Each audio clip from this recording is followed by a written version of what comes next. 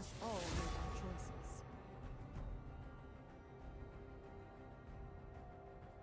Well, now I'm just mad. My heart was already broken. Inferior constructs.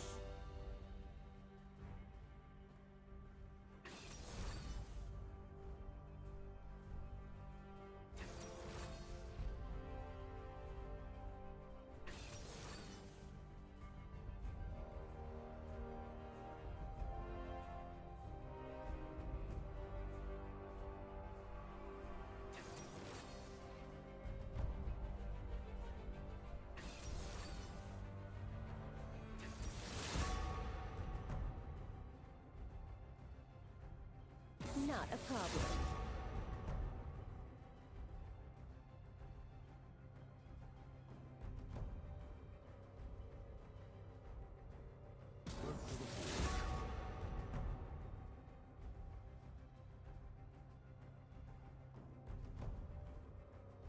Ah, come on.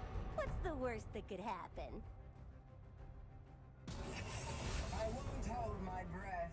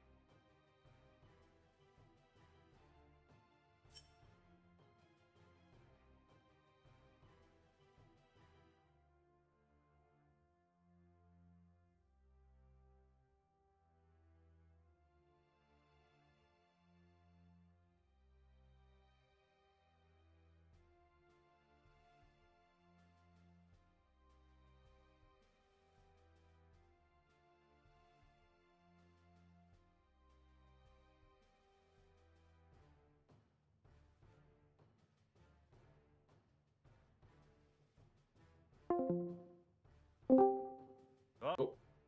Does that mean we're finally on the internet? Who knows? Hopefully. Oh, we are on the internet. Hey, look at that. Okay. Hello, everybody. Welcome in. I know we have only a few seconds before we have to go to a break because of the spectator delay, but I'm good we finally get to hear our voices here. Sorry about that. We will be able to fix that in just a moment here. I think we want to run down the two comps super quickly to talk about our thoughts here. Mythic Esports breaking out the Cassante. We're super impressed to see it, although we haven't heard a lot of really good news about Cassante so far after the release. And other than that, they're a team that looks to be pretty synergistic, and once again, have to watch that swaying because very ultimate dependent. On UQTR side, I was a personal fan of this composition just because of how far away Jin and Gangplank have to be, can be in order to still be able to contribute to fights, which allows Amumu, Hecarim, and Zillion lots of freedom in order to just kind of willy-nilly engage into fights, which should be a lot of fun to watch. We'll see a lot more early game power, I think, for Mythic Esports, especially with the Olaf and the Caitlyn, and we'll see a little bit more late game power with UQTR, especially with Jin and Gangplank. But we're going to have to toss it to just a real quick break. Sorry that you only got to hear our voices for a little bit here. TDS is with me as well. TDS, say hi before we go to a break. Excited. Woo, let's go. Yeah, we're both real excited. and we're sure to bring you the rest of the action as we get into Summoner's Rift. But don't go anywhere. We'll be right back after this.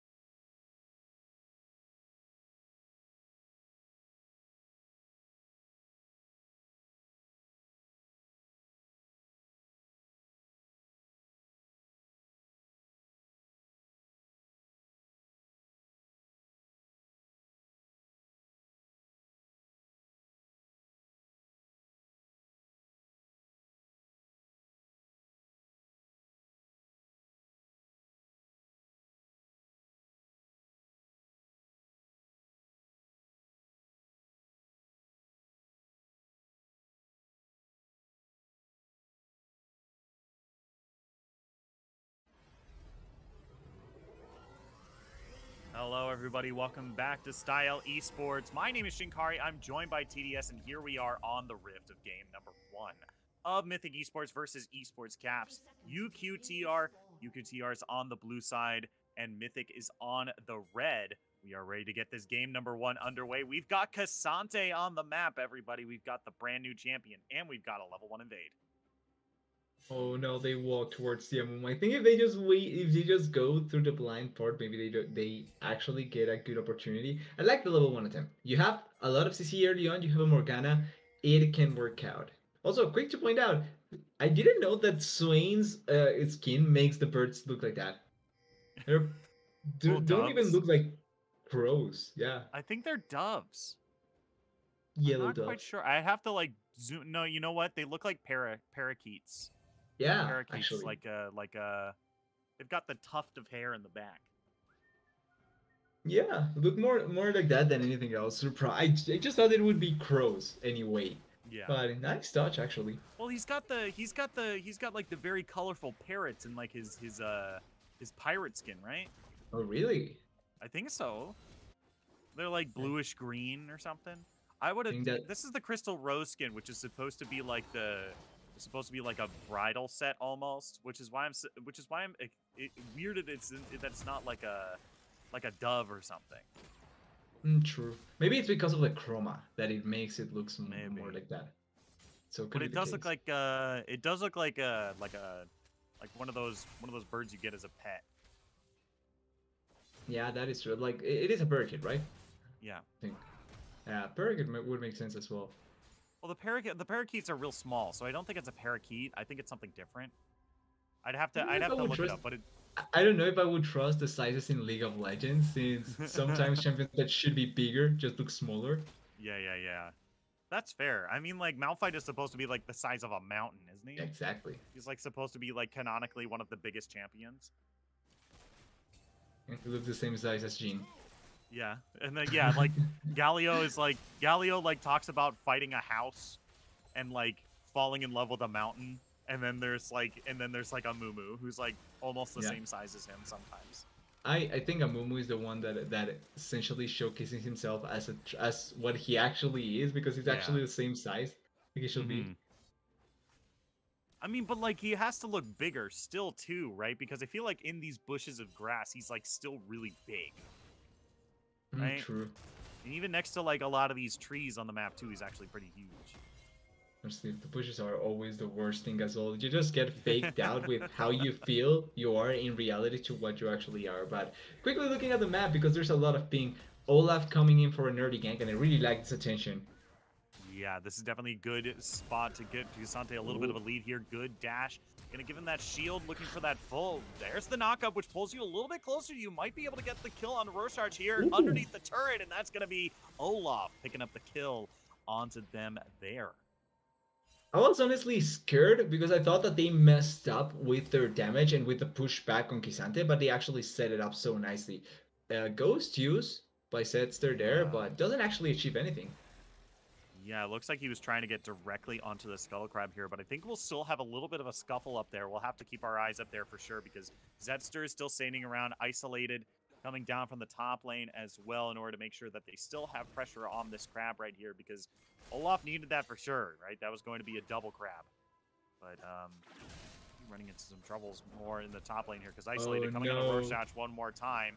Second Q comes through, but Zedster's coming in for the side as well. They have that fully charged Q, so there's going to be a knockup that pulls him closer. Oh, he's knocking him dead. Closer, but it's not going to be beneficial for them right now, as I'm Not Susan's going to be the one trying to turn this around as best he can. Zedster looking pretty low here, but the damage from Olaf is way too good. Cassante might be the new champion that a whole lot of folks might not be able to play around, but Olaf, tried and true, still coming out with that early game damage with a low HP. They may not be Susan, but they certainly get the kills. And that's what matters at the end. Really nice force over on the side of Mythic. They forced the play really nicely. Cassante felt like he was doing something nice, but then got forced into a bad spot. Ends up getting killed, which is not the greatest thing. But you trade at it all the time if your Olaf gets ahead like this.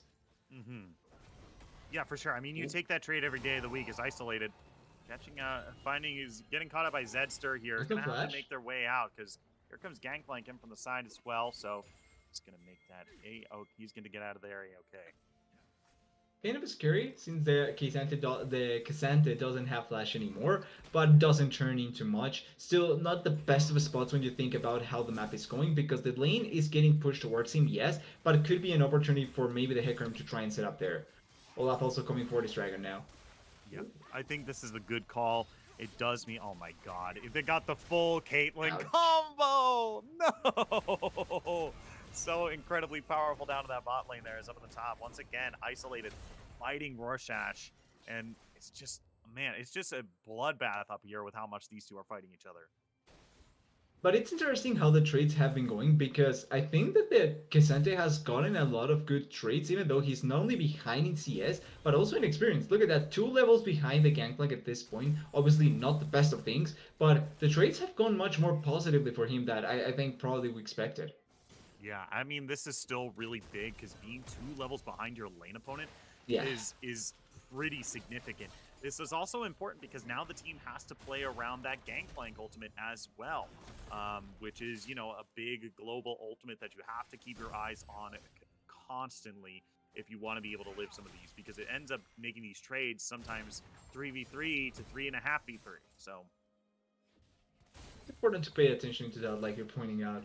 I do like, though, this potential setup that the Hecarim is having, but both junglers thinking the same thing. They want to be ready in case something completely goes wrong here, but they are going to reset, so nice. Yeah, it's fine. For sure. Man, it's crazy to me that, like, the weak side once again is mid lane, and like Zillion and Swain are just kind of like, yeah, we're both kind of hanging out. Like, we'll throw some spells at each other, but I don't think we want to really fight. And that's why we're not seeing, like, direct to camera really go over to mid so much, because they're mostly just farming and keeping up relatively even and not really wanting to fight each other a whole lot. Well, they're pretty much the weak side until any sort of objective fight happens. At that moment, mid lane becomes active once again. Since there's not been much fights for either Herald or Dragon that are obviously taken freely by Mythic, then there's not much that the mid laners need to do. But this also, it doesn't help the fact that these are 2 laners that don't really want to fight pre-level 6 and even post-level 6. Oh. Yeah. Isolated, getting some good immunity to that knockback from Hecarim there, thanks to his shield on his E, or his W rather, is going to give him just a little bit of an easier time getting away from that gank. As we finally, what you saw, you said it, right? We're getting some fighting around this Rift Herald here, and finally the mid laners are being called to action. Looks like both the grandpas have to leave the retirement home. It's just like, no, bingo's over. We got to fight. Yeah, as soon as a fight happens, you see both of them moving around and maybe helping their team. Now, nothing ended up happening because the Olaf is just so much more stronger than... Oh, wait. Oh my god. Okay. I feel like Zedster just so liberally uses that ghost. This is like the 2nd time we've seen him use it on screen. I think maybe because he doesn't really care about the cooldown that much, since the cooldown is essentially non-existent. With the ghost, like it actually doesn't last that much. Oh, that is not a good ulti. Yeah, it was almost something. It was almost something until it wasn't. Now they pretty much lose every sort of global presence that they had, and that's a pretty big issue with the gameplay, because he's not going to want to be a part of anything apart from using the ultimate. Yeah, and it's pretty big as well, because now, like you said, they can't make those cross map plays. And that ultimate is a fairly long cooldown. It's 180 seconds. Yeah. It's 3 minutes. Ooh. It's not going to be up for this Drake. And forcing that flash out as well. Another big cooldown blown in this top lane. And they got to teleport out of Zillion as well. It's so much value what they got trying to thread this Gangplank. Now he would more than likely be forced to either TP here or mid lane to try and get the value out of the flash that he messed out on. He doesn't even have the ultimate in case something happens. But I like that they are trying to set up here in bot. Oh, they missed. The plan was nice. The execution, not so much. Yeah, I mean, it's definitely looking to be interesting for sure. I mean, that's a lot of... They blew so many of... like you said, they have so many big cooldowns were blown up in that top lane there for basically nothing. So now this dragon coming up in about 45 seconds here is now looking a lot more even for Mythic here, because normally, you know, they're down a teleport, right? The Villanosh has opted for the ghost instead of the TP, and now this is looking a lot more even in terms of numbers down here, because they won't have the Gangplank ultimate and they won't have either teleport from Zillion or Gangplank either. And in comparison, K'Sante almost having his teleport back now has it, so they will be able to play for that teleport. They have an Olaf with full Mythic completed at 10 minutes compared to just the serrated tier couple of Hecarim. And there's really not much that they can try and look for in this fight. Like, even just the Swain's value in this fight compared to that of the Cillian, apart from the ultimate, is much, much higher. And they are even going to play with the Herald. I really like that play. Yeah, this Herald down to the bot lane here ensures that they're going to be able to get this first turret here. And it also takes some pressure off of this bot lane, which means they're going to be able to move their way over to this dragon as well. As we have a ultimate popped in the top lane here, isolated, gets that bonus AD from all of their bonus resistances, so they're going to be able to take down Rorschach up in that top lane with just that damage. This is the big thing that Lil Nas X was talking about in that one video, where he said, yeah, you can kill the enemy AD carry while still building tank. That's K'Sante up there, baby. The value from K'Sante. I'm glad that we get to see the solo kill coming in from him to try and showcase how powerful he can end up being, and it works out massively. Ooh, really nice Black Shield. Ooh, yeah, they also got the curtain call as well, but Turtles is still in some trouble here, as Wordy's still looking for that last kill with Wada Blah is taking a whole lot of damage in return as well, thanks to that curtain call. And here comes Zedster in from the side, pops that ghost, Shadows, onside the Shadows coming in one more time, forced to flash away, but still rooted up by the Jin here. The flash forward from Peace, going to be able to finish off that kill, as Kazwerdy has that ace in the hole. Turtles down. Wait a second. The Curse of the Sad Money, immediate cleanse, trying to turn it around. Kazwerdy does not have the damage to do so, so it's going to be 1-for-1 down in the bot lane, trading jungler for support. This might be a little bit favored towards the red team if they are trying to take some camps, if they go to take camps away from the Hecarim. All in all, a 1-for-1 is not a bad trade coming in on the bot side. Yes, they blew every summoner from the Killing and the Morgana, but you get a kill for absolutely nothing at all in comparison. Yeah, I got to posit a question to you, and this is Yes. mostly because of this item that was just built by Hecarim, and maybe you see it too. Umbral Glaive. Umbral Glaive, what do you think about... Oh, wait, hold on a minute here. We're still fighting over the blue buff here, and Olaf did pick it up. He has Ragnarok popped, and he's going to... he's dead. That's a whole lot of CC. I'm not Susan. He's going to be on a whole lot of trouble here. Does not have flash available, but here comes the rest of the team. They're going to be able to get that shutdown here, but that's the kill in response as well. Villanosh is coming in. Turtles is looking really low here. Does not land the Dark Binding here, but I don't think that's going to be enough to keep them alive here. Aim down, still looking pretty low here. Turtles gets respawned by the Zillion. Ace in the hole comes down from Caitlyn from downtown. They're going to be able to pick up a second kill there. The buff transfer is complete, and the blue buff goes over to Swain at the end of the day, and now Kazwerdy gets to wail on this turret. Pretty free opportunity now for Kazwerdy to be able to hit onto the turret, but it's a pretty interesting trade that we see here, because even though they do get the Olaf and it's a shutdown, you trade that kill for 2 kills and the free plates in the mid lane for the Caitlyn. I'm not sure if that's a positive goal trade, but it's something that maybe the side of Cavs have to try and force out, because they are in the back foot at this point in the game. Yeah. Also, I think that Olaf kind of didn't need to pop the ultimate so early on. I think that if Olaf just waits a little bit longer, could have been much better of a trade. Even Olaf surviving potentially because of the rest of the members collapsing. But at the end, they do get traded.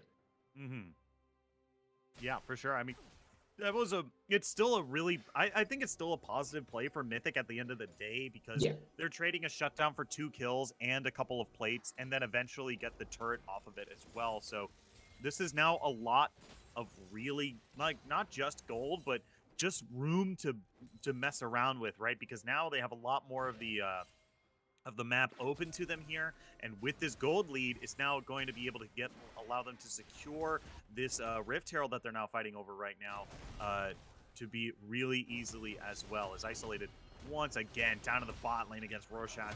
Good defense against the barrel there as he's still looking for more here. Isolated does not want to end as he's going to pop the ultimate there, gets the blades, flashes over the wall, trying to follow the gangplank here. But remember, he doesn't have those resistances anymore, but it does not matter. Isolated picks up the kill down the bot lane. Cassante is strong. Oh, here comes the Grim though. Ooh, yeah, Onslaught of Shadows coming through, but immediately bails after popping the Ghost here. Gonna pull out this ultimate from Swain. This is actually really smart, because now Villanosh doesn't have that ultimate, and Swain has become just very dependent on that ultimate for power here. So now the rest of the team can make a play and not have to worry about that Swain ultimate, but looks like Turtles just might have gone in just a little too soon here. Now he's paying the price. It's gonna be Curse of the Sad Mummy coming down, Ace in the hole coming out, but he's gonna get resurrected by the Zillion ultimate. Don't think they're going to be able to truly contest it. There's so much AP on the Zillion here, but they're really trying to find the kill here. They're eventually going to be able to find it here, and now they're looking for the return kill on I'm Not Susan, but there's still not enough damage from Caps here in order to turn it around. So they're just going to take down this top tier 1 turret here and walk away, trade 1 for a turret. You take that every day of the week. Honestly, wasn't sure at all if they were going to be able to get the kill into Turtles, but at the end, they do force it out. Turtles does fall down, and it's still another positive trade for Mythic. They are forcing the plates in their favor so effectively, and not only are they winning on the top side, because before that we saw the play in the bot side where Cassante just gets the kill. They have complete say of the map, they have complete control over what is happening so far, and now with this dragon that just spawned, they are going to get soul point. Yeah, and honestly, this is an insane ultimate. This is the only time I'm ever gonna say this. Cloud Drake is insane on this team. There is only one person who doesn't want it, and it's Caitlyn.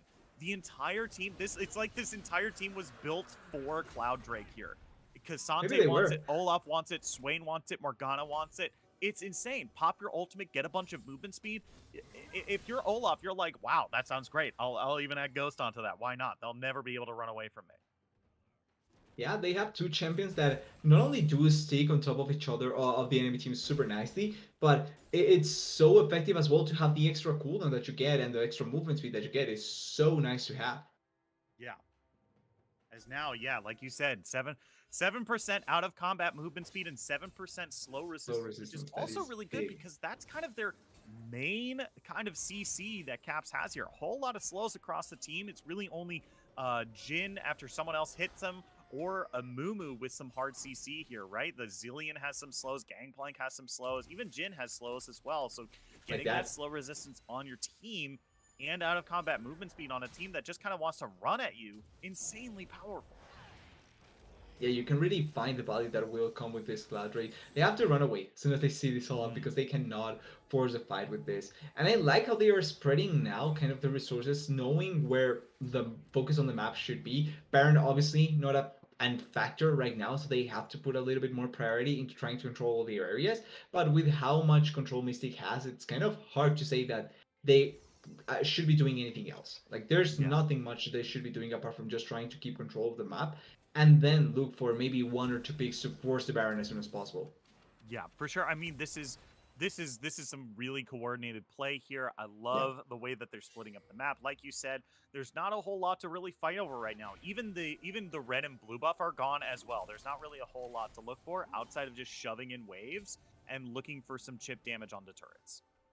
Yeah, the primordial part should be just being able to keep the control up for as much as possible. Now, on the side of Caps, though, they need to find some sort of pick. This is the best moment to try and find a pick somewhere in the map, because there's nothing that you are going to be needed to focus on at all, because there's no objectives. So as long as you can find an angle to get one pick that can give you a good enough shutdown, or at least some gold into an important carry, then you can begin trying to play for those objectives that will come later on.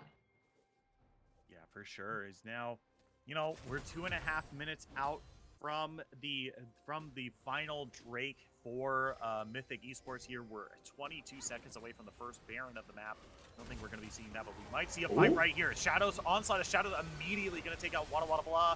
Is now Turtles diving onto the backside here. 2 members of the red team already down here. They don't even need the Zillion ultimate this time. What a pick. they're going to be able to find their 2 kills under their pockets, and I believe that's a shutdown onto Caitlyn as well. Not a big one, but definitely some good gold to be putting into your team's pockets. It's a great pick though. It's a great couple of picks because not only do they get 2 of the members that were the strongest at this point with 2 items and the Morgana also having the binds, but they get it on a timing where the Swain cannot join at all. So it was bound to be a fight that if they played nicely or accordingly, and they did, they can get a lot of advantage of that, and they did just fine. They also that also stops kind of the Baron attempt or potential that the side of Mystic has, because without Caitlyn, without Morgana, it's much easier to stop any Baron attempts, or even just not be able to complete the Baron because you don't have enough damage. So really nice play coming in by Caps. Yeah, for sure. My only problem with it is that they weren't really able to turn it into anything. So it was really only just 2 kills, right? And at this stage of the game, even though you're down 5,000 gold, it really needs to be translated into something in order to make long-term victories here as Roshash, once again, isolated, looking to get these kills onto the gangplank here, but just a decent chunk of damage is all that's going to happen down that bot lane. This Cassandra is kind of strong. Honestly, he's looking kind of strong so far, being able to put so much threat onto Rorschach. Yeah. I actually weirdly like a lot of the lethality that is being built by the blue team here, and you might think like, oh, wait a minute, Zedster. This is the one time I don't like all the lethality that's being built by Zedster there. That's the big downside there. You don't really have as strong as a staying power in these fights. And so I was going to say, you know, once Cassandra presses that ultimate, you're basically able to fight him real hard just because you just outdamage him super hard. But that's the trade-off, right? Yeah. You have to dive in against a team that is mostly is able to match your damage.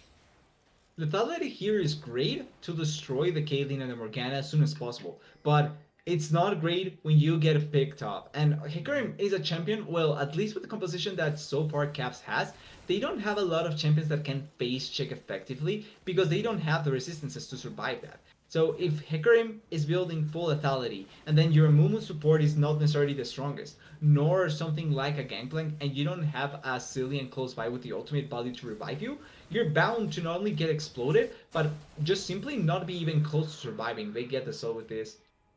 Yeah, I mean, and this is insanely powerful too, right?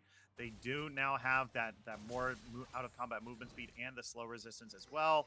And now they just have 15% bonus movement speed on top of that, and then a 50% more once they pop their ultimates as well. So this is going to be an insanely fast team, especially considering how many folks just have just state-based ultimates, right? They pop the ultimate and are still able to move around immediately. So once again, insane ultimate for insane Dragon Soul for Mythic here. Now, the game kind of slowed down compared to where we were previously. Obviously, a lot of that has to do with the fact that Caps doesn't really want to force anything by themselves that is not going to turn into an immediate gold value, although they may end up getting a kill here on Caps. Oh, okay, now. Yeah. Right, they're going to have to be a little careful here. There's only 3 of them here. Zedster is here. Looks like they're just going to be able to grab this blue buff relatively carefully and be able to peel away here. Importantly, we're seeing more plays on this top half of the map here, so we're probably going to see a Baron play relatively soon here. 23 minutes 45, and they've got the Cloud Soul as well. I mean, they're so far ahead as well, looking at about still 5.6 thousand, but this is definitely a nice lead to just be able to walk at the Baron right now. In all honesty, they could even delay the game towards the Soul, the Elder Dragon, I mean, and that can be the game condition or the game-winning condition that they play around with. Now, that may also provide an opportunity for Caps to turn around the game, but there's a lot of leeway for the side of Mystic to play this game as safe as possible and still get a lot done later on as well. We are going to... Okay, looks like we're having a lot of technical issues tonight. Go ahead and once we hit 24:30, go ahead and press pause real quick. Okay. Yeah. We're gonna pause at 24:30 real quick. It looks like the game. Whoa, what is this? What is happening on my end? Oh wait. Okay, the game. It looks like the bot is paused at 23 minutes for some reason. Hmm. Weird. Weird. All right. Weird. All right, so here's what we're gonna do. I'm gonna really quickly, I'll just pause. Do. Sorry for all the weird No problem at all. It happens. yeah. Like, Technical it's not your fault. difficulties It's tonight. fine. Folks watching the stream at home, we are currently trying to make sure that we can get this fixed for y'all. Okay. Switching the current game time. Okay. So that's odd. Let me see if it changed on stream. But it is literally frozen at 23 seconds, and I think it's an issue with the client itself, it seems.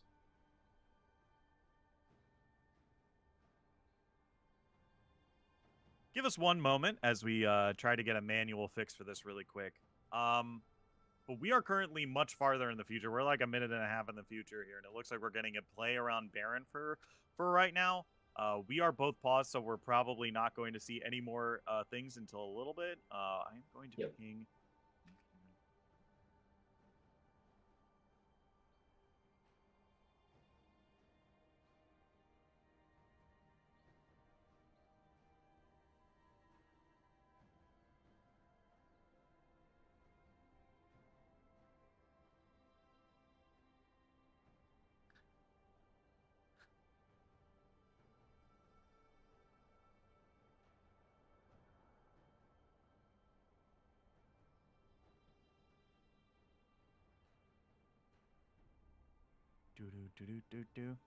Man, this lethality Hecarim here, that's wild, right? That's wild. I'm pretty fair in saying that's wild. I've seen it, but it was really not that great. Right. Like, it was really bad. I'm not gonna lie.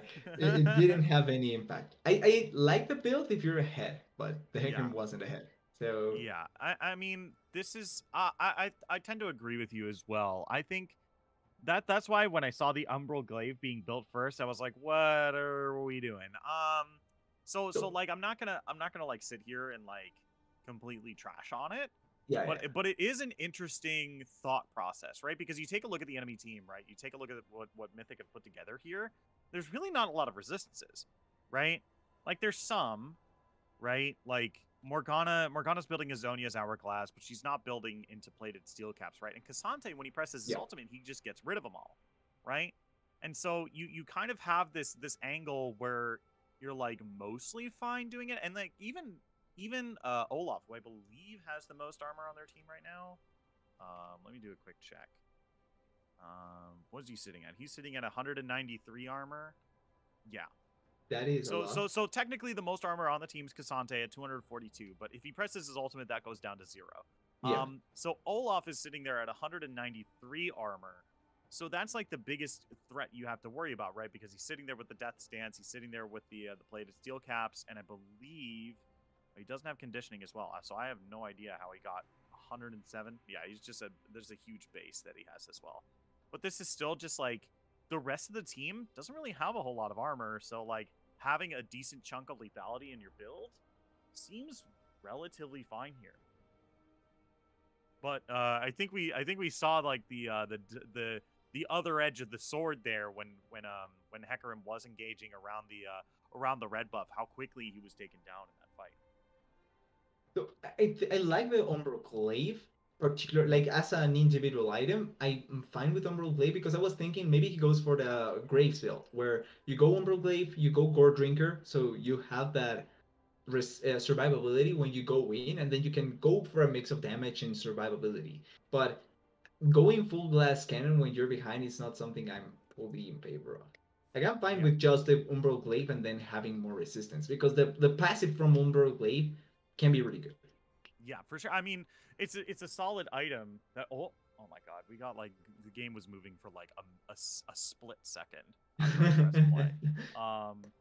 I'm like trying to like mess around with Is it so it's a problem with the thingy, right? The host. I don't know if it's a problem with the bot.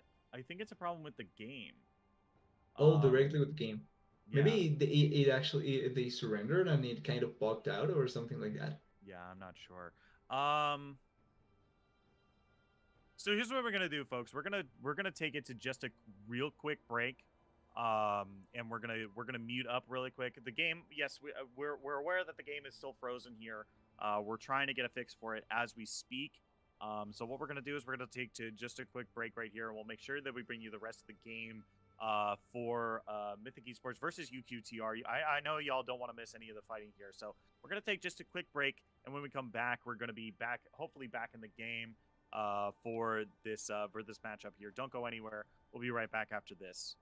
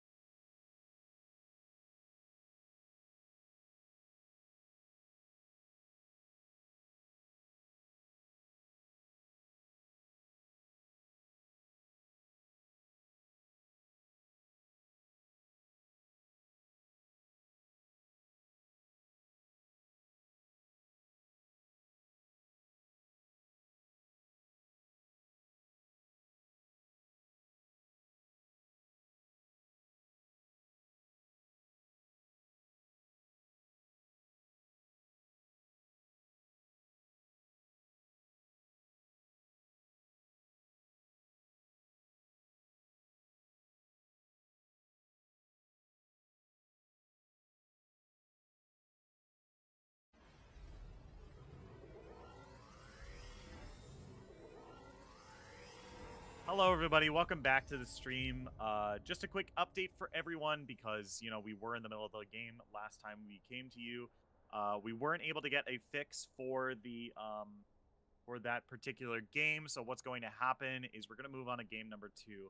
Now, since y'all weren't privy to the knowledge, and because I need to fix this on my particular thing right here, Mythic Esports was able to find game number 1. Was able to find game number 1 there. We saw them take an insanely early Dragon Soul. Really, really good play from them in this early game and showing us how, and educating me on how Cassante is actually played. Pretty much. It was a pretty strong performance by the Cassante. Honestly, that was unexpected to say the least, but it was fun seeing him being able to just destroy the top lane like that. Yeah, for sure. I mean, I for one was kind of skeptical about the Cassante to begin with, just because of how, you know, I haven't seen him be played yet. I've really only heard of whispers of him being played and from other folks here, so I really don't have a lot of information. The only real information that I had was just, oh yeah, he's bad. Okay. But you know, That that was works. mostly proven wrong there. And I am open to be proven wrong more and more the more we see Cassante here, for sure. 100%. These champions, even though some come out stronger than others, you need time to see how strong some champions will be and how strong some or how weak they can be. So I think that it's fun seeing the interaction that some players can showcase, how strong some players will showcase these champions as well, and it's fun seeing all the learning curve. Mm-hmm. Yeah, for sure. I mean, that was an insane. That was a really good set of game. It's a really good first game for there. I'm sorry that we couldn't have given it to y'all at all. So I'm super excited to see this game number 2 that we are currently in the lobby for right now. We've got both teams about ready to go here. And we're going to be getting to picks and bans in just a second here. Don't go anywhere. Picks and bans for game number 2 and Mythic Esports versus Esports Caps UQTR are going to happen in just a moment here. You won't want to miss it. We'll be right back after this.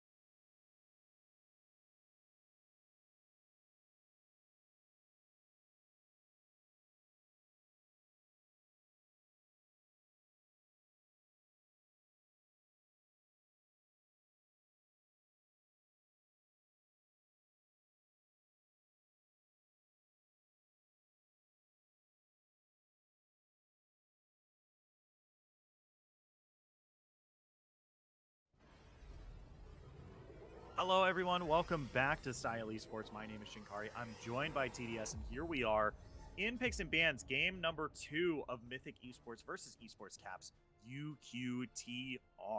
Now, here we are after game number 1, a pretty big victory, rather quick one as well, about a little bit of 31 minutes for Mythic Esports here after securing both Elder Drake and Baron. Mythic Esports are looking to secure a 2-0 victory here. TDS, What do you think Esports Caps UQTR needs to do, starting with the draft, in order to bring us to a game 3? I'm actually not 100% sure what things should be changed because I think that their draft wasn't necessarily bad. Like, yes, I don't like the gene, but I think it fit the purpose. And there was a good theme behind their idea. Maybe it's more the execution. Because I think that there were some situations where if they played that out better, or at least they weren't in such a huge deficit, they could have executed on the comp.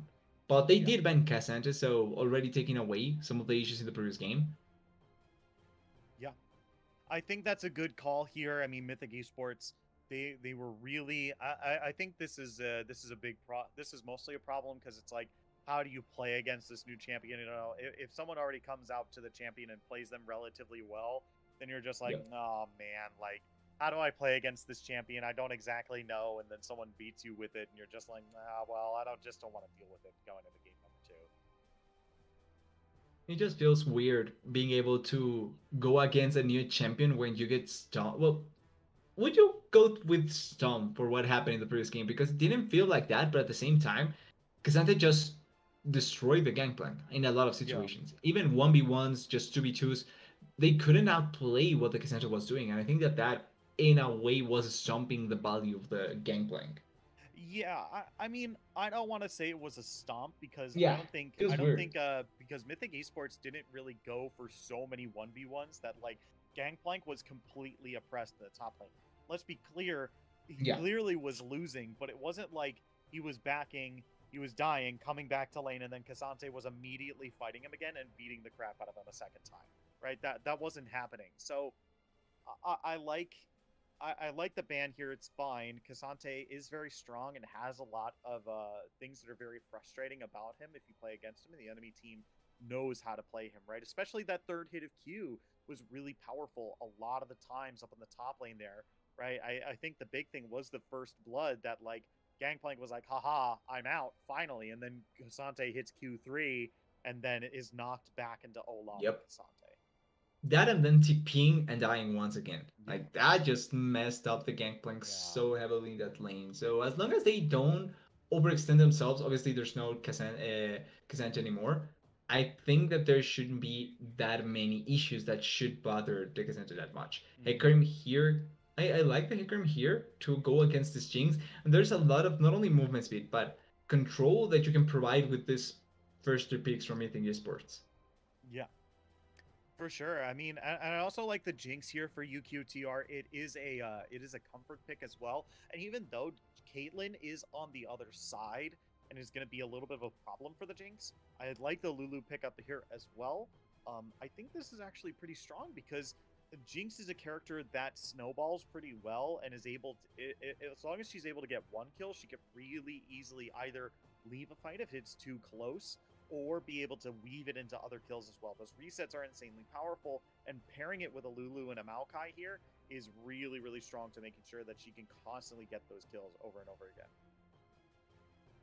Yeah, I think that the idea that the Lulu, or the idea of what the Lulu brings to this composition is pretty good, and I like that they are pairing it up with a hyper carry. It's Aphelios Lulu's most of the times, but I like that like Jinx Lulu can be played, and I think that if you're going to win on the side of esports caps, it's going to be through this Jinx Lulu. That's why we're seeing so much tank top bans, because those are kind of the best champions to pair up when you have something like the Jinx Lulu. Maokai could be the tank top, by the way, but I'm kind of hardwired into thinking it's going to be in the jungle.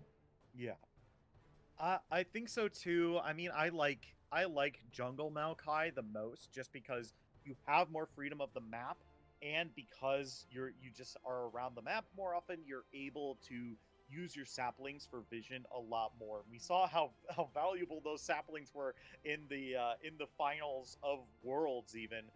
Sometimes Yep. just being able to just catch people out, spot them out, even when they're trying to approach objectives, and having that early on in the game, vision on the enemy jungler, really, really important. So that's why I like the Maokai jungle, but it could be a bit of an issue because I don't know how well Maokai duels Hecarim early. I don't think you ever do, right? Like it just feels like it's bound to work out better for the Hecarim because you're just cutting a tree down, much more so than the tree being able to fight you back. And I'm not expecting to see the Maokai, being able to fight it out with the Hecarim. I still think that the value that the Maokai provides, though, is going to be really nice. And adding on top of that the Asir to get more team fighting value certainly fits well with what Esports Caps is drafting so far, and what they drafted in the previous game had a similar idea in the comp. Yeah, and this is still just once again just a very long range engagement tool for UQTR here. Even though it's going to be harder for Jinx to kind of contribute to these fights if that's how they decide to engage. Um, um, it'll be interesting to see. I like the Maokai jungle, but we still have the counter pick available for UQTR here. Azir blind feels pretty good. Kali is going to be locked in for Mythic Esports here, and now they have just their top laner to lock in. Man, it's kind of hard to tell what's going to be locked in here because a lot of top laners have been banned away. Maybe Gnar could be an option. I'm not against it. Maybe Mundio as well. I'm not. It's not a bad champ. Gragas, I think, good for disengaging. It can also provide a lot of value to get targets close to you, and then you will be able to not only deal damage but also opt into tanking if you don't want to be one of the main damage dealers. So I think a smart pick. Now it's dependent on what they want to counter here with, be it in the jungle or in the top lane. Still, Maokai is a flex, but the Akali is not something I'm convinced on though. I think picking it against a Maokai probably not the best of choices. And the Aurelia counter pick here against the Gragas. Interesting decision. Yeah, for sure. I mean, the Gragas once again is another champion that we saw a whole lot of value from in the finals of Worlds Championships. Kind of came in towards the tail end of that particular series between DRX and T1. Lots of displacement coming down for should be able to help Mythic Esports separate out this team, especially when dealing with the Jinx and the Lulu, right? If you want to be able to dive the Jinx, you want to make sure that you don't have a Lulu there to turn you into a squirrel. Pretty much, that's 100% something that you have to be careful about. One of the most bothersome abilities that there are in the game, but it's something you have to deal with essentially. Yeah. But I overall think both compositions pretty similar to what we had in the previous game. Some pieces are much more aggressive than they were in the previous game, but still, it's going to be fun seeing how they interact in the team fighting situations that we get in this game. And if Cavs UQTR can find themselves in a better spot than they were in the previous game, because a lot of what put them down was the fact that they were consistently behind. Yeah, for sure. As now we're finally getting into champ select here, so we'll finally know where everything is going here. Top lane Aurelia makes a lot of sense. It should be a little interesting against the Gragas. Early levels, I feel like this is definitely going to be Aurelia favored, but I feel like once we get some more points into that queue for Gragas, it's going to be just that much more annoying to deal with this explosive cast, dealing damage and just slowing Aurelia a whole lot. We'll have to see how Isolated chooses to build this game, because Gragas can go into full burst, he can go into more of a tank position, he can go into like that kind of half and half kind of bruiser. So I'll be interested to see how he builds this time around. Yeah, those small adaptations, or not as small, but those adaptations are going to be telling of what some of the members want to be able to achieve, or some of the players want to be able to achieve. And I think that that can also salvage a lot of the bad situations that were present in the previous game, because having so much totality on the Hecarim did make him an easier target to kill, and it could have impacted a lot of the fights that we saw. Yeah. I think you kind of hit the nail on the head with the build, where like if you're already ahead, then the lethality is insanely strong, right? Yeah. And we also commented on how like there was like a deceptive amount of tankiness on the enemy team, whereas like K'Sante just gets rid of all of his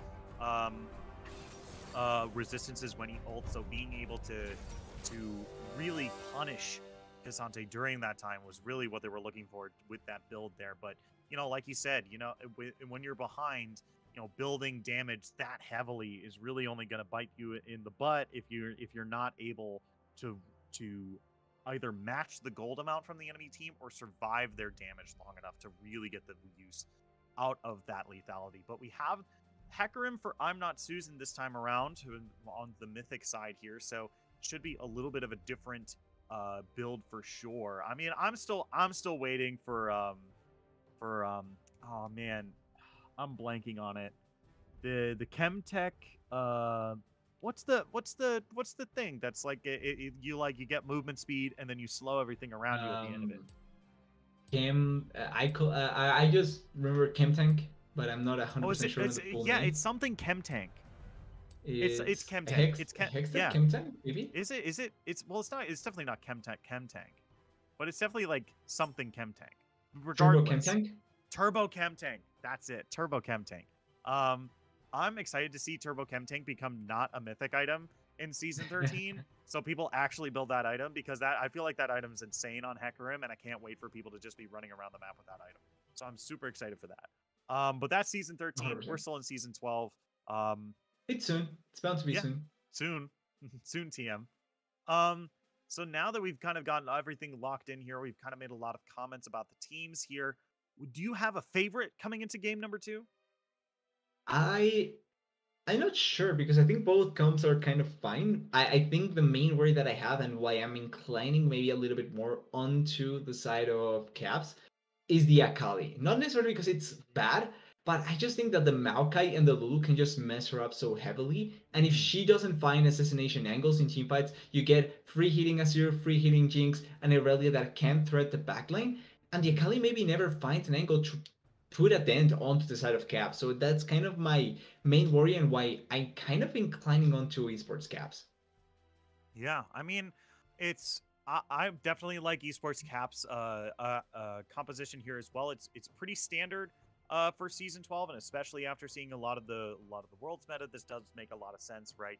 Yeah. I think the only real like out of the blue character is Irelia for the most part, right? But Irelia is kind of filling the same slot as like an Aatrox, where you just have a very strong, high damage carry top laner here. So, you know, being able to also take advantage of the space that Azir gives you as well is also really big for Irelia. But I'm a big sucker for high mobility comps, and that's exactly what Karma's going to be able to give you this game. So I think I'm going to give it over to Mythic Esports this time around. Okay, so we're divided, but it's going to be Yeah. fun seeing how the game goes then. Yeah. With that, we're going to take just a quick break, and when we come back, we're going to be on the Rift. Hopefully no freezes this time, with game number 2 of Mythic Esports versus UQTR. Don't go anywhere. We'll be right back after this.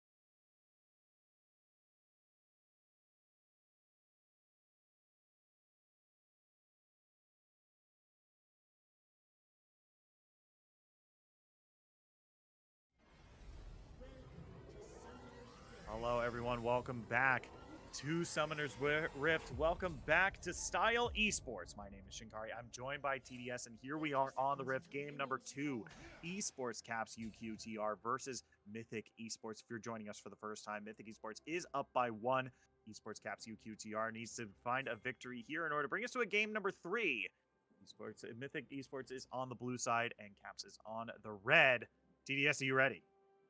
I am. I'm watching level 1s. There's none. I'm kind of sad, but understandable. Still, I think that both of these teams, we're going to see action later. Not right now, sadly. Yeah, I think this is, I think that you pretty much hit the nail on the head there, right? This is, usually we see level 1s when you have a Braum or a Nautilus at level 1 here. I mean, the best level 1, I think, on the map right here has to be the Maokai, but I don't think there's enough follow-up from other good level 1s from your team to really want to look for anything other than just placing a ward early.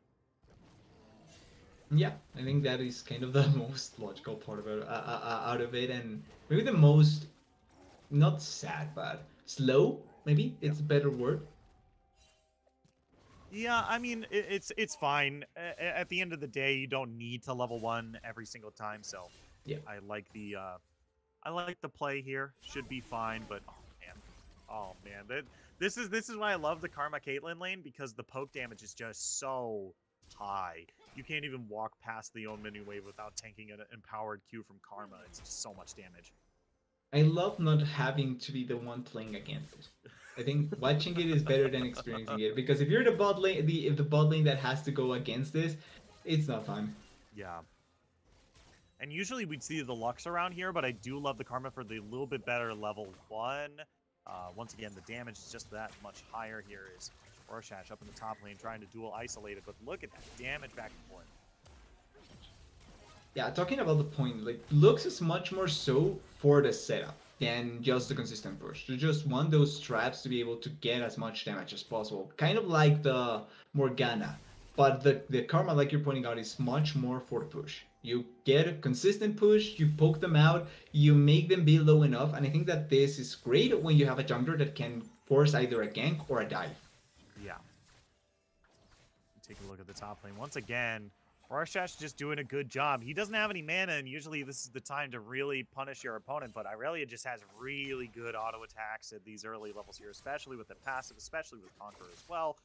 Doing a good job of making sure that Gragas is constantly punished up at his top lane.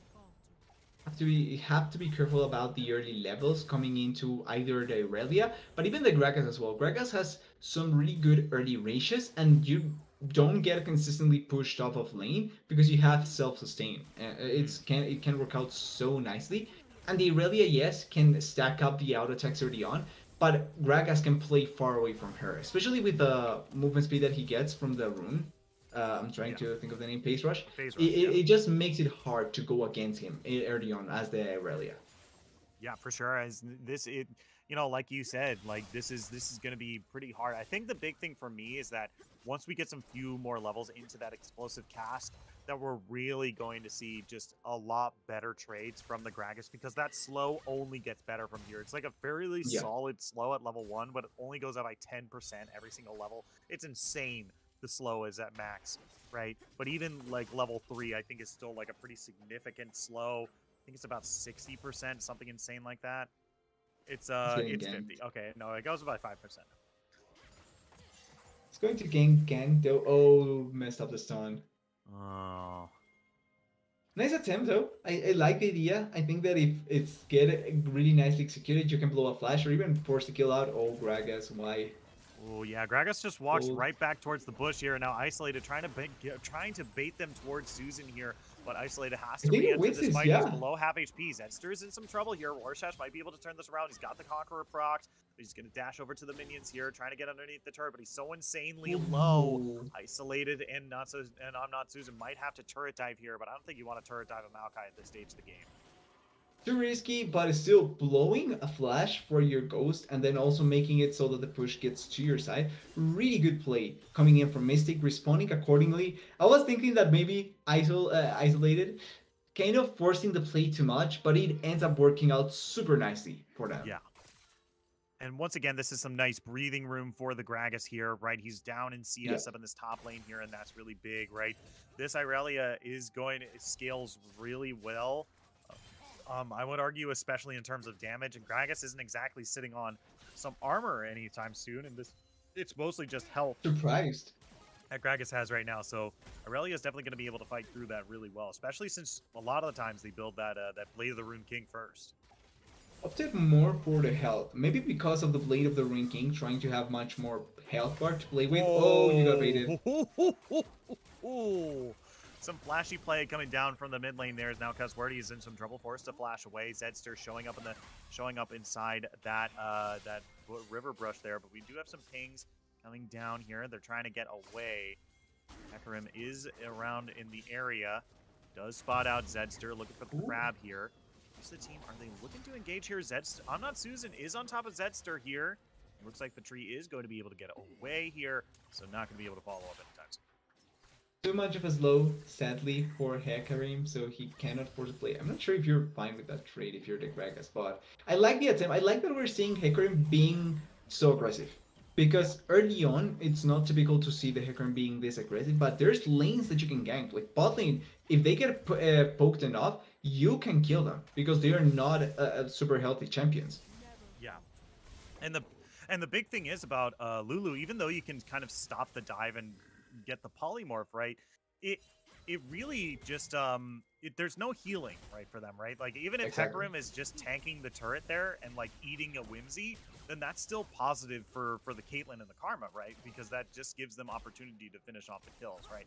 With Cuswordy almost level 6 here and nearly having that ace in the hole, sometimes just being able to tank up the turret and let them get that space is good enough for the Hecarim. It's kind of one of the main things that you always want to have with the Hecarim. Not necessarily just having someone to buff you up or allow you to make damage, but someone that gives you the space, someone that allows for you to play the game in a comfortable fashion. You don't need to be consistently ganking, you don't need to get a consistent kills, you just need to be allowed to farm, to get levels, to be strong, because Hecarim at level 6 not only becomes an actual champion, but he can destroy a lot of champions with that ultimate. Yeah. It's just like in Overwatch. If you are a person from Overwatch coming over to League of Legends, just know that playing tank is basically the same thing. You don't need to get kills. You don't need to be the deadliest character. You just need to be threatening enough that the enemy team wants to walk away from you. You can still get kills, but yeah, I mean you still there's can. Other priorities. Yeah. Just need to make space. You need to be the one making space for your team.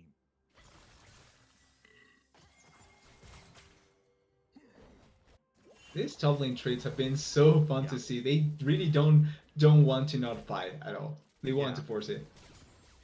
Yeah, it's funny because neither of them can really kill each other because Gragas has been relatively healthy through a lot of these trades. And, like, Irelia just... like, Gragas doesn't do any damage to Irelia either. So, like, the two of them have been, like, fighting back and forth with each other a whole lot. But, like, hasn't really been a whole lot here. We might get something more here as Rorschach getting onto Isolated here, but might have gone just a little too soon. Maokai showing up on the top side here, but might be able to gain some prio onto this Rift Herald here. Susan is on the top side though, so maybe if Rorschach forces too much, you can set yourself up with the Hecarim. Has ultimate as well. Ooh, oh, there it is. Ooh, yeah, there's the ultimate. Use the onslaught of shadows just a little too soon, though. They're going to have to dive through the Irelia ultimate. If they're looking to get the kill here, the stun comes out. Isolated, taken incredibly low here. Rorschach able to 1v2 at this stage of the game. And still, we're nearly 10 minutes in.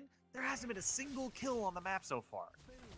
Peak LCK gameplay, even though this isn't the LCK. But I just wanted to make the win once at least. I think it's like Season 4 or Season 5 CLG that played that entire game without getting a kill but still won. I think like it was 20 minutes in and First Blood hadn't been drawn yet. I think that was something they did in like season when like Monty was like the coach for like a season. So I wasn't a part of League in that point of time, but I do remember a game, Team Liquid against DSM, where they ended like with 3 kills at 30 minutes. Yeah. They never fought. Yeah, I think CLG I think NA sometimes does it where they don't fight at all and they still are able to win the game or something like that. I they have to just remember get the what better out season of it. Monte Cristo was the coach for CLG. I think it was season 5, maybe season 6. I think it was season 4 because I do remember the memes on that time where it was double lift split pushing. Yeah. So it sounds like season 5, like season 4 is about right. Yeah. But yeah, look at this. We're about 11. I mean, this is like the least bloody game of amateur I've ever seen. Is oh my, okay, Zedster's gonna follow Wada Wada Blah all the way through here. That's gonna be the exhaust coming out as well. The answer to Wild prayers. Growth, there it is. First blood at nearly 11 minutes in the game, and it's gonna be picked up by Esports. Caps here. UQTR goes on to Peace as well. You couldn't ask for a better person to pick up first blood. Point and click CC is great, right? Like you just press W. Wait a minute, because Wordy might be in some trouble here as well. Taken down, takes that aftershock damage. Super Mega Death Marker comes across, but they're taking the DOT damage from the saplings. The saplings are OP. Zedster is going to be able to find the kill there down the bot lane. It's now 2-0, but the gold is tied up finally. That was such a big mistake from Casworthy. Okay, they get the kill on Wada blah. That's fine. You can make that mistake, but But the kill into the Caitlyn is completely unnecessary. Just walking too far forward when you don't have a support to just get collapsed and get killed pretty easily. In the mid lane, they attempt something. Oh no, Karma, yeah, careful. Is Wada Wada Blah gonna get this kill here? They're doing so much damage to Peace and forced to flash away at the end of that. Really good job of walking into the bush once Lethal Tempo had finally ended up proccing here. He's isolated, fighting Rorschach one more time up in the mid lane. We got a collapse of the Rift Herald in the mid. They might not have kills, but they're definitely looking for a CLG angle here where they're not looking for any kills and they're still up in gold. Well, they like you're pointing out, they are ahead in gold. So as long as they are not putting themselves into a bad spot, that's still fine. As long as you don't do that, but you certainly need to look for trying not only to get a kill, but keep control over the map. They were already doing a pretty good job with the Caitlyn and the Karma, completely dismantling this bot lane. You can even look at the CS difference. Even with that kill, it's not enough to try and cover up for the CS deficit and the gold deficit that it's between this Caitlyn and this Jinx. Yeah, for sure is now isolated one more time in some trouble, but that body slam is going to give them just a little bit enough space here as they finally caught out Peace. There's the onslaught of shadows. Ace in the hole coming across as well. They're not going to be able to finish them off, but they are going to be able to get the kill. I'm Not Susan finally putting Mythic Caps on, or Mythic Esports finally onto the scoreboard here in terms of kills, and now they're making their way over to the Earth. Everything works out great. Didn't take us 20 minutes to see Mythic actually getting a kill. Yeah, it's no longer a CLG angle. See, we're evolving from the NA not killing anyone and still winning the game. That's good news. Yeah, we have evolved from NA to I don't know. Yeah, I guess that's the closest thing. I was gonna make a joke and say something like Brazil. But you know, that's something else. It is part of America. Yeah, it's close enough. I mean, I just forgot what the name of the broadcast is. CBLOL. CBLOL. Brazil is CBLOL, yeah. CBLOL. Yeah. He's now isolated. Watching out Zedster here, looking for the Scuttle Crab.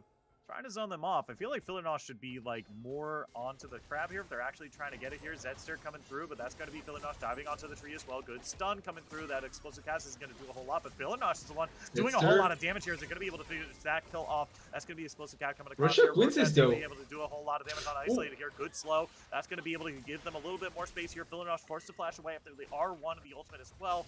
So they're going to be able to back away from this A-OK. And you know what? Scuttle Crab is still alive too. And you want to know what? That's the real good thing at the end of the day. That's what they were actually fighting for. Yeah, here we go. They're finally going to be able to secure the red team here. Good stun onto Rorschach, and they're going to go down at the end of that. They're able to secure the crab, the red team, but more kills going over to Mythic Esports here. But they won the overall fight because they got the Scuttle Crab, so small victories. That was the actual angle. Yeah, it was a Scuttle Crab angle. That's what Nate prides itself for, right? Dragon, so never heard of her. It's just an extra objective. This is the actual objective that you play for. This is the real one. Flash blown. Yeah, real important. It's a good flash blown there for Wada Wada Blah. I feel like if they didn't flash there, that was certainly a death for sure. But while that whole fight was happening, first turret was taken down in the bot lane by the by Kaswardy there. So we might see a lane swap into the mid lane here. We'll have to keep our eyes open as this mid lane gets a little bit more priority here. About half HP on the turret already. With a full item on the Caitlyn, I'm expecting, like you're pointing out, that they finally trade places. Seer is going to go for the side lane because now without a turret, I think that he feels like he has to push the other waves. But this benefits now Mythic more because the Akali is going to be a menace in the side lane against this Seer, especially without a turret. Yeah, and not to mention, like, usually... Ooh, wait a minute. I'm not Susan here. That's a good wild growth. Gonna display that ult. Has to use the Onslaught of Shadows defensively here, and Caitlyn is all by herself, knocked into the Nature's Charge. They body block the Mega Death Rocket here, but Wada Wada Blah is going to go down instead. 07 in the chat for a real one. Absolutely good play for Wada Wada Blah to keep their Caitlyn alive, but they're going to be able to still be able to score a kill here in the mid lane. 100% respect the fact that blocks the Super Mega Death Rocket for the Caitlyn, but I think maybe pushing a little bit forward, I think maybe there was a chance that you just get the killing from the W and then run away, don't actually end up getting traded, but that's a lot of maybes. At the end of the day, do save the life of your AD carry, and that's what matters most. And I think that this is mostly a good play on both sides, right? Caitlyn is able to live, and so you don't get a kill onto you don't get a death onto the Caitlyn. She's still able to maybe back or even just survive just a little bit longer. And then on the other side, you get a kill, right? Being able to even out this gold is going to be really important at this time because take a look at the scoreboard up top. We're looking at a 2.5 thousand gold difference between these two teams. That's a lot at this stage of the game.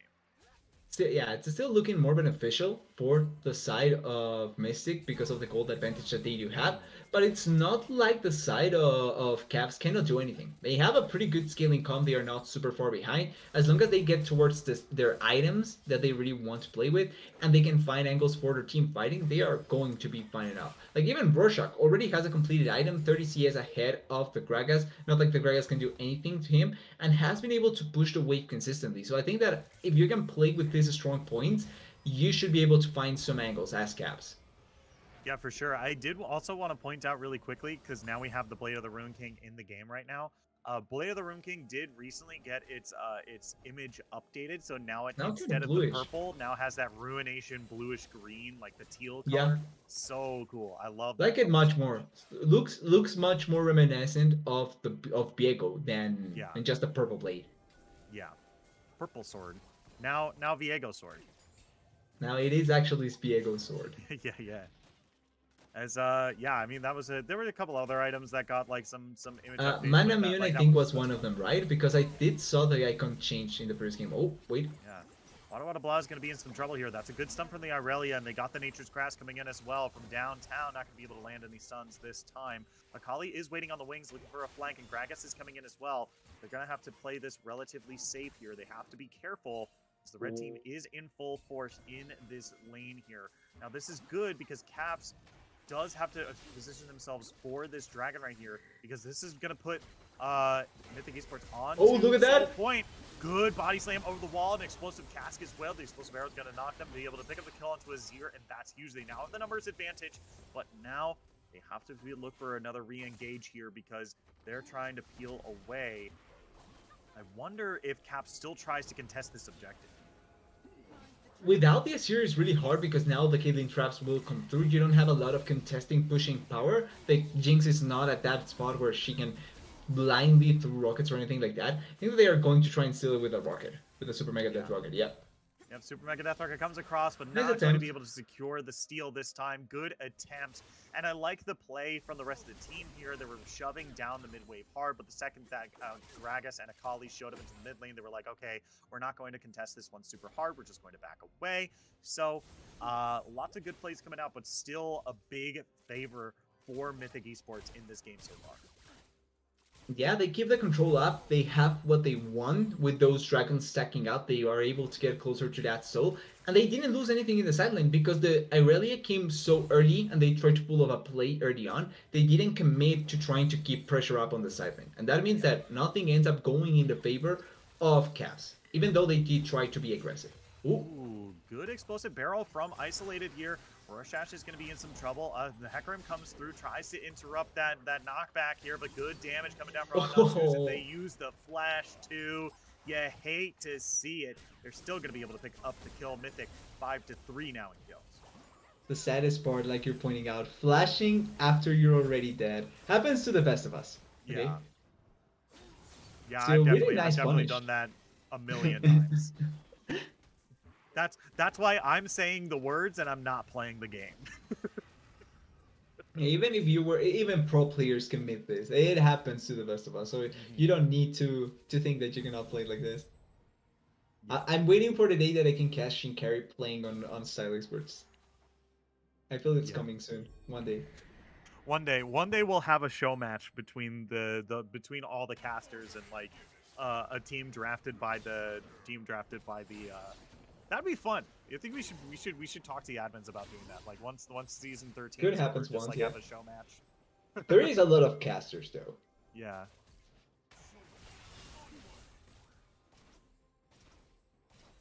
But here we are, 21 and a half minutes into this game here. We are looking at a 3,000 gold difference between these two teams. It has narrowed a little bit for Esports Caps, but the top lane Isolated and Rorschach still duking it out up here. The Rift Herald has been popped. That's I think it's already dead. Yeah, Isolated may get killed. Here. Aurelia ultimate comes out here, but not going to land onto the Gragas here. They're still dashing, still looking for the fight here. They do have that passive fully proc. They have the Conqueror as well. Good explosive barrel coming down here, but they're going to be able to get away there. Now Rorschach fighting on Natsuzen. Good ultimate to separate the two teams, but they're finally able to get the charge down from Shelly there. So that's a decent chunk of gold and some nice future pressure on that top lane turret there. Is continuing forward. Wada Blah just flashes forward, picks up that kill. They pop the Shrelia's battle song. That's going to be rooted up here, trying to protect the Caitlyn here, but they're taking insanely low. He doesn't get the kill. Does count down, but they're not able to get the kill here. Zenster goes down because Wordy is Villanach is going to be the one picking up the kill. Is that to be R1? It goes underneath the turret one more time. It's Emperor's Divine. Ace in the hole. No! Wordy picks up the kill there. That was so close, yet so far between each other. They cannot stop the kill from coming through. And this may open up Baron. Karma is up. The jungler is down. The Irelia TP into the lane. Yes, she healed back everything, but 2v1, I don't think it's a play that they can actually force here. Yeah, and Villanach doing a good job of defending the turret here is going to force Irelia in that direction here. And she might be able to pressure at least one of the members here, but I don't think she's going to be able to fully answer it here. As, yeah, that's going to be Baron going down, and with next to no contest from Caps here. And this all comes from a force that Mythic pulls off, because as you can, we saw the teleport coming in from aim down, right? But when you force the teleport over on the top lane, unless you're in great position, you may end up being put away in another place in the map, and that's exactly what happens. They force the play mid lane. Teleport is down for this year, so he gets a little bit later. Irelia gets on time, but she doesn't accomplish much, and then you just have numbers advantage and better value on the side of Mythic, and that's why at the end they win the fight, they win the control over the map, and they get the Baron. Yeah, for sure. As now they have this insanely powerful buff, right? It's not going to be as strong, right? This is one of the more earlier Barons that gets stronger as the game goes on. That's how Baron works now. And so now having this early Baron, not going to be the most influential thing, but definitely will be helpful in taking down these remaining outer turrets that still stand for Esports Caps. And now it's looking for 15 seconds, because the Dragon coming up, this Ocean Soul can be huge for the side of Mythic, and having this Karma, this extra healing that all of the members from the side of Mythic can take advantage of, can be damning. Yeah. Especially because there's, okay, no, there is heal cut. There is one little bit of heal cut on the side of Caps. Yeah, but it's really, it's not as impactful as you'd think, right? Because, like, yeah. okay, wait a minute. hold on. We got Nature's Grass coming through here. They're going to be able to land it onto Gragas here, which gives a little bit of a pathway for the blue team. Aurelia? That's on the backside here because Wordy has to flash away into the pit. Going to be able to find the kill.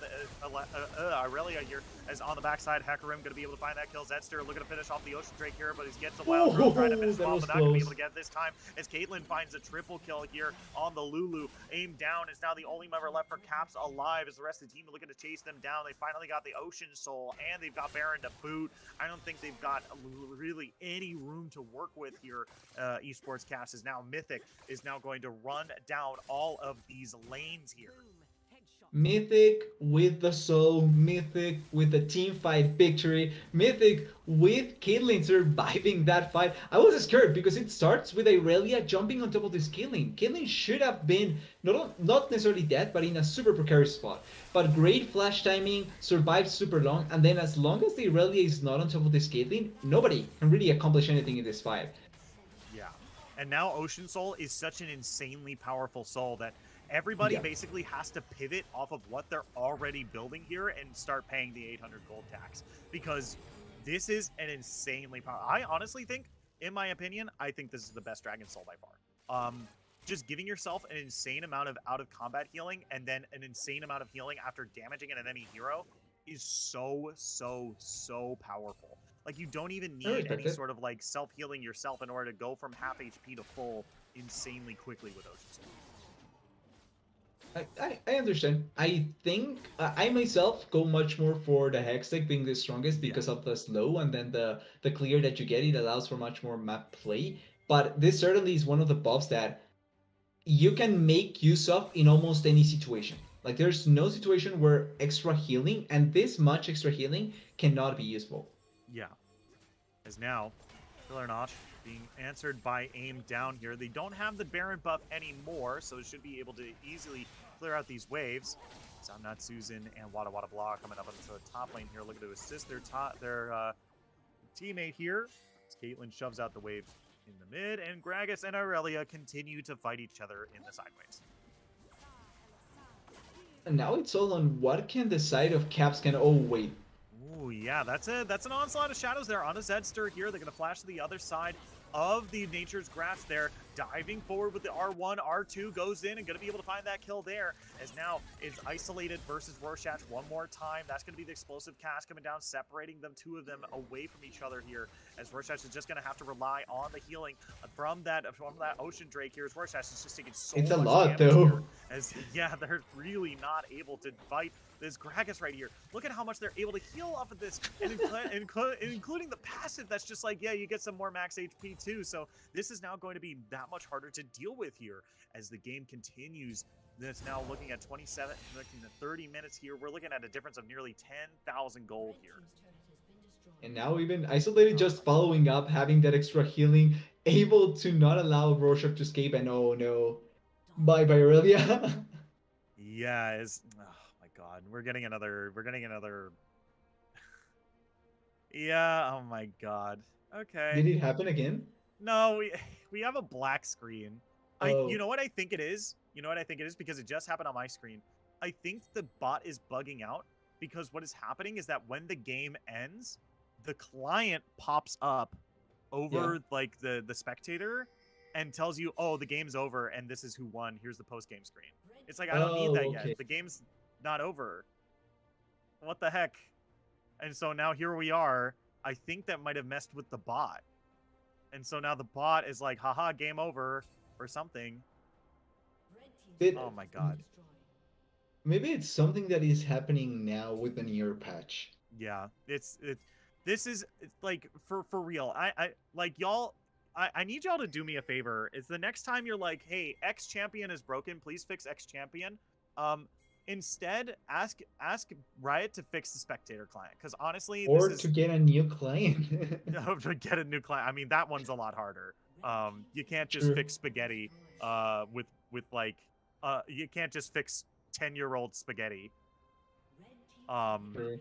Sad times, but true. Yeah, sad but true. Yeah, you can't. Turns out you can't fix 13-year-old spaghetti. So y'all can't see. But here's what's up. We're about 29. We're nearly 30 minutes into this game. Mythic is up 10,000 gold. right? They're up. This is a substantial lead. It's 11,000 at this stage. Two They're getting inhibitors a are burn. gone.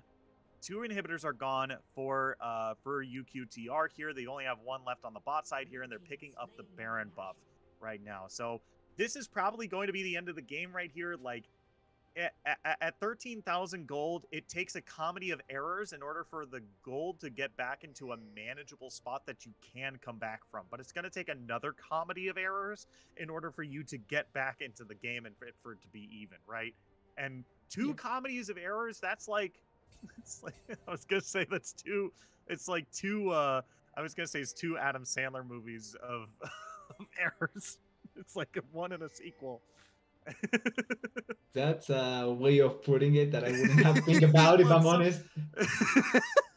Look, sometimes when you're making jokes, you just gotta throw stuff at the wall and see what sticks. But yeah, here we go. Isolated 1v3. Explosive cast comes down. Caps Turtles has to pop Wild Growth in order to live, but he's not going to go down as I'm Not Susan is coming in from this side here. Going to be able to pop that Onslaught of Shadows.